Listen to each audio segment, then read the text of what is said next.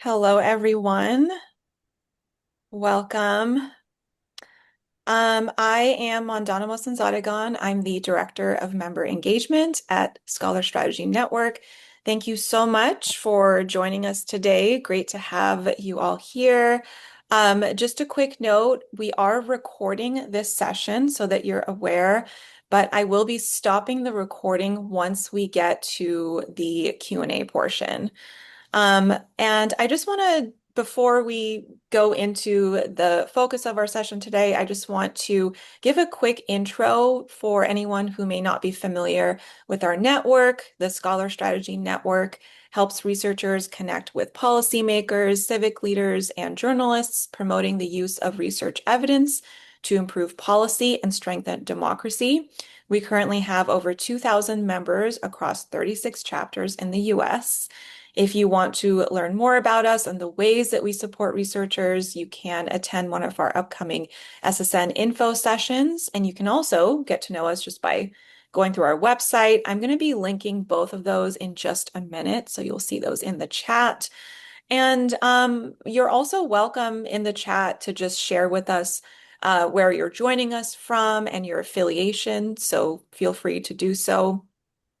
So we're going to go ahead and get to today's event, which is titled Turning Research into State Impact: Lessons from a Civic Partnership. And it's focusing on what makes scholar advocate partnerships effective at the state level, how to nurture them, how sustained engagement can lead to lasting change.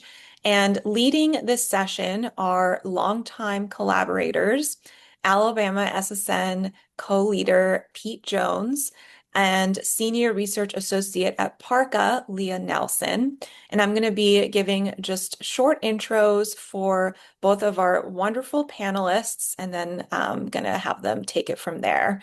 So Dr. Pete Jones is Associate Professor of Public Administration and Policy at the University of Alabama at Birmingham.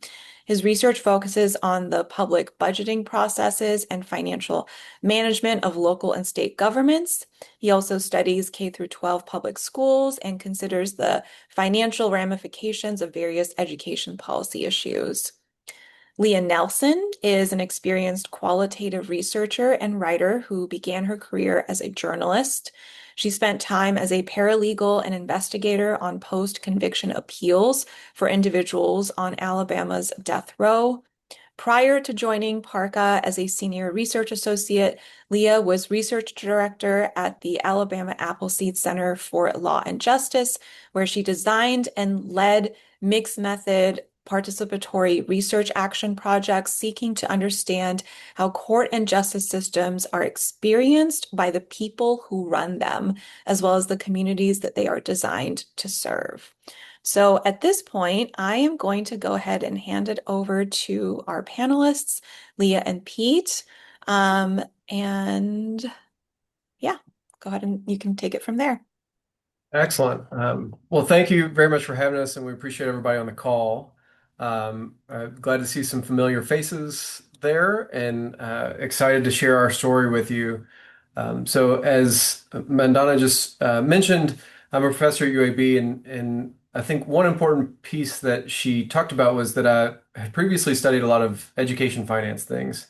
And so this story is interesting in the sense that our partnership, the partnership that Leah and I have, really took me in a different direction within my research, and kind of got me into this fines and fees space. And so Lee and I are going to go back and forth a little bit to kind of talk you through really the history of our relationship, and then we'll open it up to questions to talk about some of the things that we think have made this partnership work.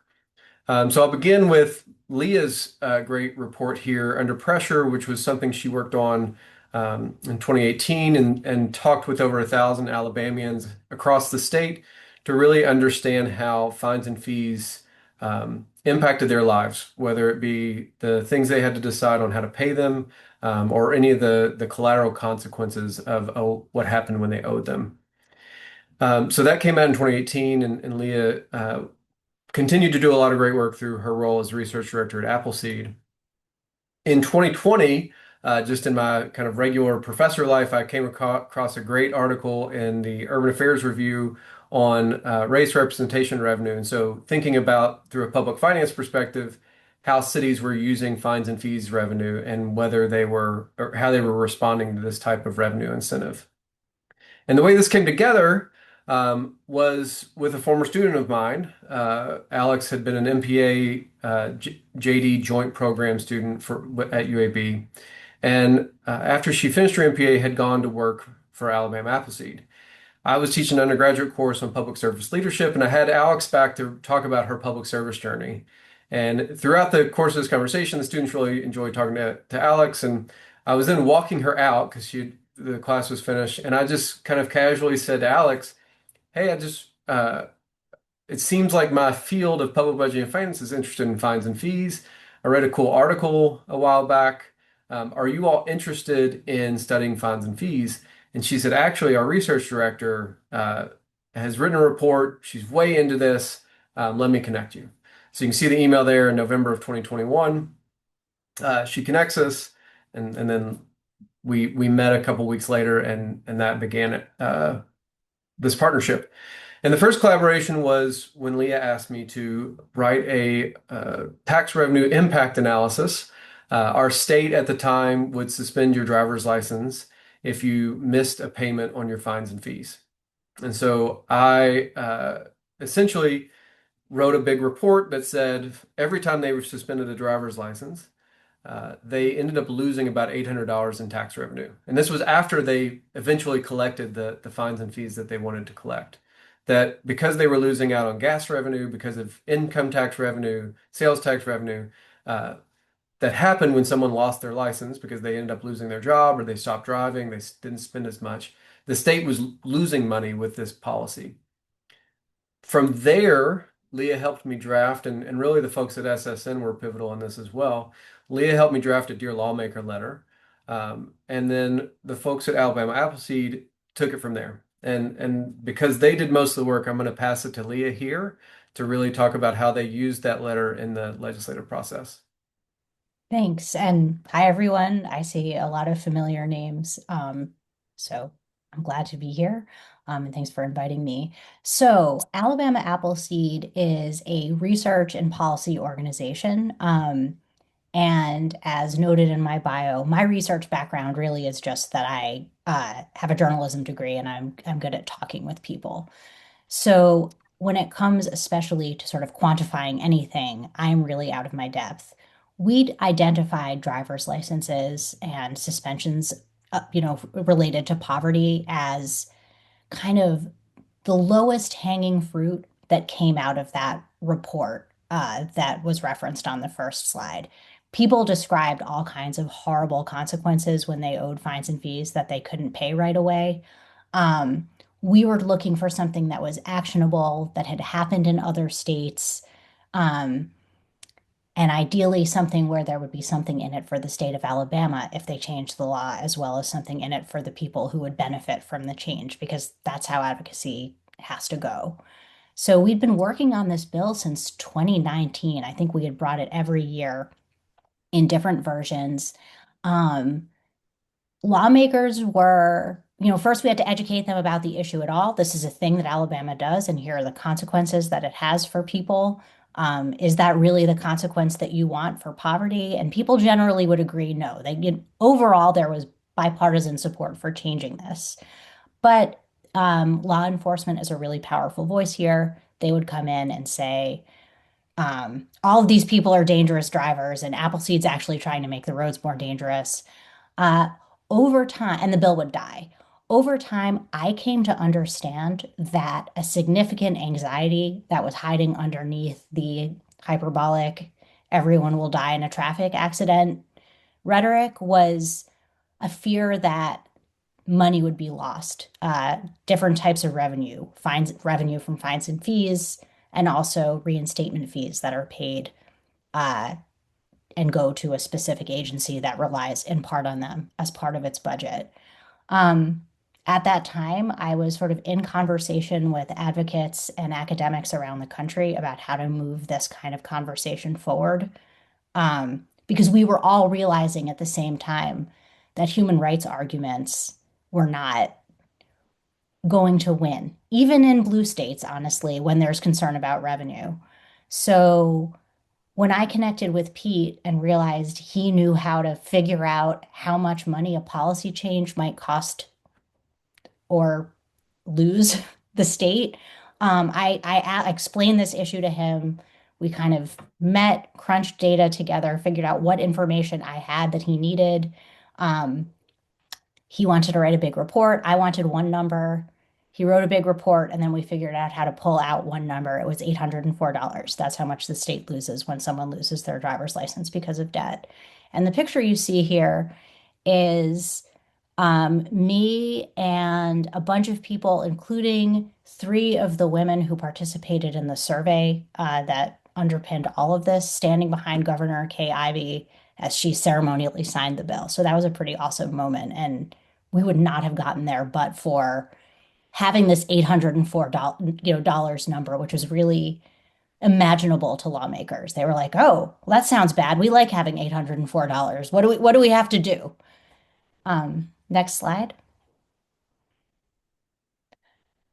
So also around that time, I was talking with judges in Jefferson County, which is where Birmingham is, about fines and fees, because I was really griping about this to anybody in the state who would listen for half a second. And we were trying to figure out what to do next if we wanted to advance past driver's license reform. What we came up with was they would hand over case level data, not to me, because I don't have the capacity to do anything with it, but to research partners. And we would figure out together with the judges what kind of questions could be usefully asked of and answered by that data. And I knew I wanted to work with Pete again. So this was a very large project that involved lots of different funders, but I kind of instantly called him when a funding opportunity came up just to think about what was happening on the money side of things. Again, we're looking at an issue that's both causing a lot of human misery and disproportionately impacting people who live in low income communities, people of color, especially Black people in Alabama, but also, as far as I could tell, didn't seem like a very good way of bringing in money. But again, me thinking that is really different from Pete proving it. So first, we just looked at the money and, in fact, found that a lot of money remained unpaid. And then in the next slide, you'll see this very cool thing that taught me the word bimodal. Here's a bimodal chart um, that Pete made, which shows payment patterns among people who owe fines and fees. And we see, of course, that the majority of cases have no money paid toward them at all. And then the other plurality, people pay it off completely. And that told us there was really something to dig into. And eventually, going through the data in more depth, we found that people who were assessed less paid more. And so assessing people unimaginable sums of money is not good for them either. It's not good for state revenue. Um, so we've been kind of trying to figure out what to do with that in Alabama. And meanwhile, there was some national interest, and I'll throw it back to Pete for that. Yeah, I think at this point it's helpful to, with those first two collaborations, to just point out that they really grew in terms of commitment and things like that. So the first thing we did together was really we met once, we talked through what data was available, what Leah was hoping for. We kind of had that kind of back and forth of I wasn't comfortable giving just one number. I had to write the academic 5-page thing, and Leah, placated me and said, "Sure, we'll put that somewhere on a website." Um, and so it really was this kind of first meeting of sorts where we were trying to feel each other out and understand each other's workflow. She wanted it done in 2 weeks. I wanted it done in 2 months. And so we kind of compromised. And that really led to this bigger data analysis where she started to understand, oh, Pete will do pretty much anything for data and good data. And so she dangled a great data set in front of me. I started understanding that Leah didn't necessarily care so much about, whether the logistic regression yielded whatever thing, that she needed something to be able to explain to judges. And so each of those really started to compound in terms of what we were able to do, what we were expecting from each other, and then some of those funding opportunities. And that really brings us to this bigger next collaboration. We started really getting some conversations going outside of Alabama. This fines and fees issue, especially with kind of the uncollected fines and fees, is a national issue. Fines and Fees Justice Center has a great report. In certain counties in Texas and Mexico, Texas and New Mexico, you're spending more than you bring in. People just have a ton of uncollected fines and fees. And what that led to was a partnership between the Center for Justice Innovation, Leah, and myself with some folks at Applied Research Services. And we applied for a Department of Justice grant through the Bureau of Justice Assistance. And the project was called Price of Justice.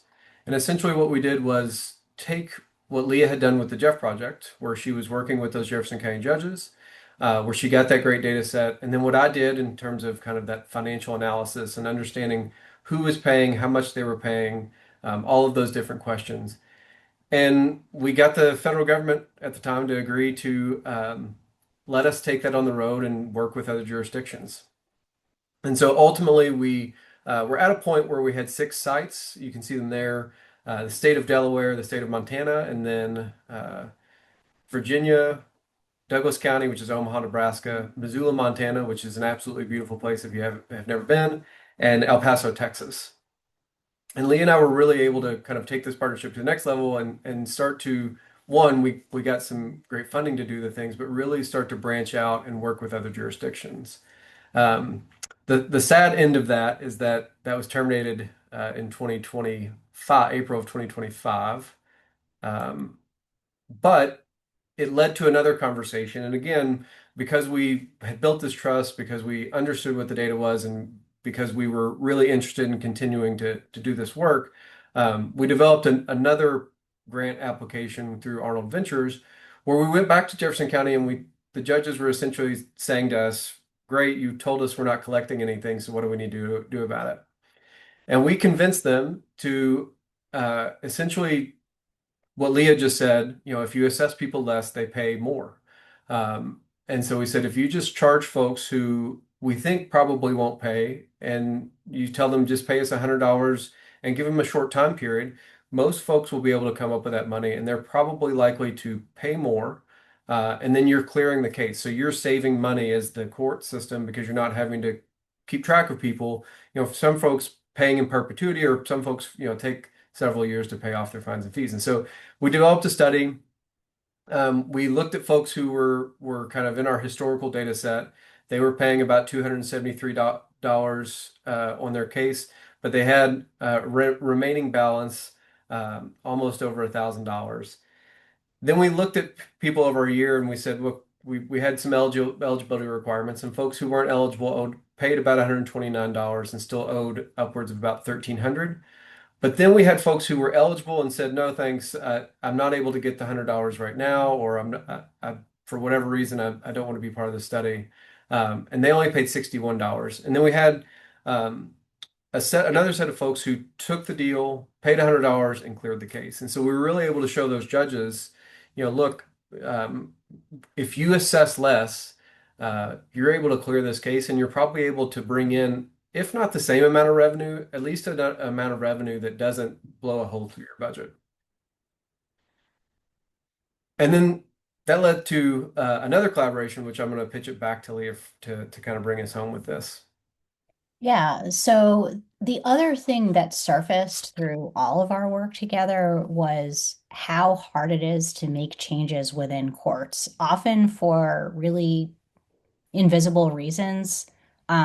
One, because judges love discretion, and as much as they all think they always use their discretion in the most merciful or best possible way, um, it makes them hard to partner with on a research project. So part of the reason our findings in the previous slide were hard to describe is that judges retain their discretion even when they agree to participate in a research study. So one of the things we learned through that is that you cannot have a research study in courts that expects judges to act consistently, because it's just like against their DNA, and their code of ethics in some interpretations.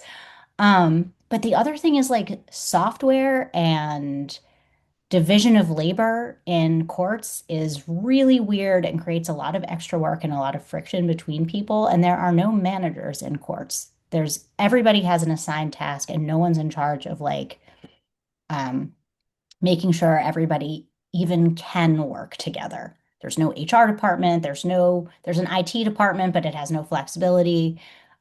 So that all just came to be stuff that Pete and I knew and understood and were building into projects and our understanding of how effective various approaches would be, and intersected really nicely with this RFP from Pew's Court and Communities project, which is trying to get at why are courts so weird and hard to interact with. Um, Pew's theory is that courts are just resources are misallocated to courts because right now they're output is only measured in terms of cases. So inputs are case, how many cases come in, and output is how many cases you finish. It's permissible to weigh cases differently. So a capital murder case is different from a drug possession case, but ultimately it's just an equation where inputs and outputs are cases, and that's how resources like judges and all of the other staff that go with judges are allocated to courts in Alabama and pretty much everywhere in the United States. Um, it's not working out well. Courts are really hard to navigate. There are a lot of incentives for judges to rush, especially on those low weight cases like evictions. I've been sitting in on eviction dockets. It takes 60 seconds to finish an eviction. That's it. You're out of your house. Those are lightweight cases. Judges have a zillion of them. They have to move really fast. That's a terrible outcome for a person, though. And often there's no way to call the court ahead of time and even ask what you might expect the day that you go in for your eviction case. So Pew's RFP was, can somebody figure out a different theory of what is going on in courts and then create a way to measure that? Um, so as stated, I'm mad all the time. I write a lot of stuff down, but I don't have like a theoretical framework for public administration. And Pete is much less mad. At least he hides it better. And he does have a theoretical framework for public administration. So even though this was kind of a new subject area, it mapped onto stuff we had seen. And also, I trusted that he would have a way of approaching this that was more structured than mine, which is necessary if you want Pew Charitable Trust to say, yes, they will give you money to hang around in courts. So that's where we are now. And then we're working on that. I'm trying to submit something to the IRB. I hate it. IRBs can die. Um, and last slide, please. I do want to say there is a third missing partner who, if I think I almost wish we had brought him, and maybe it's a different presentation sometime. But we have a judge in Jefferson County Court named Stephen Wallace, who is an equal partner in this work. He is a practicing judge. He sits in a court of general jurisdiction, which means he sees everything, serious violent felonies all the time. But he's also a former civil rights and criminal defense lawyer, and he is really interested in improving the fair administration of justice in his court. So he's been somebody who increasingly we can come to and say, we have an idea, will you do this?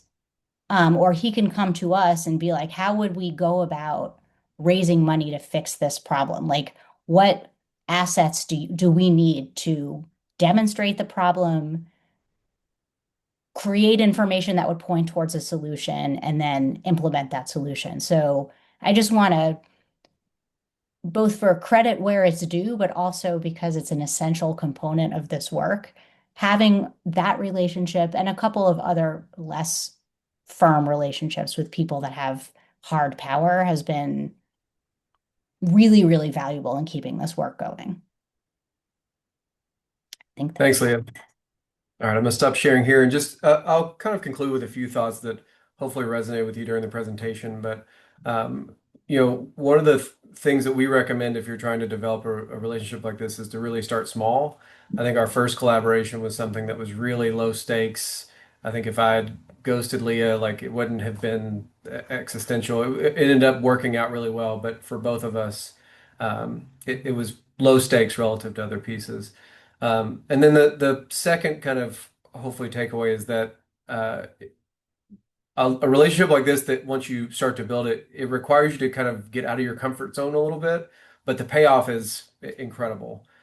So I was really not, looking into fines and fees in the way that I've gotten into the last few years, but it's opened up, my field doesn't do federal funding in the way that Med Heavy Fields does, and so it opened up that opportunity. And it's all credit to Leah and really her ability to think about where funders are and just giving some skill sets there. So you've got to be open to it. You've got to kind of get out of your comfort zone and think I'm going to do things a little bit different or in a different way. But in doing so, it really opens up some avenues that just won't normally won't be there. So, Mandana, hopefully we hit time, but hopefully we hit what we were hoping you were hoping us to hit. And happy to take Yes, questions from you now. that was great. Thank you both so much, Leah and Pete.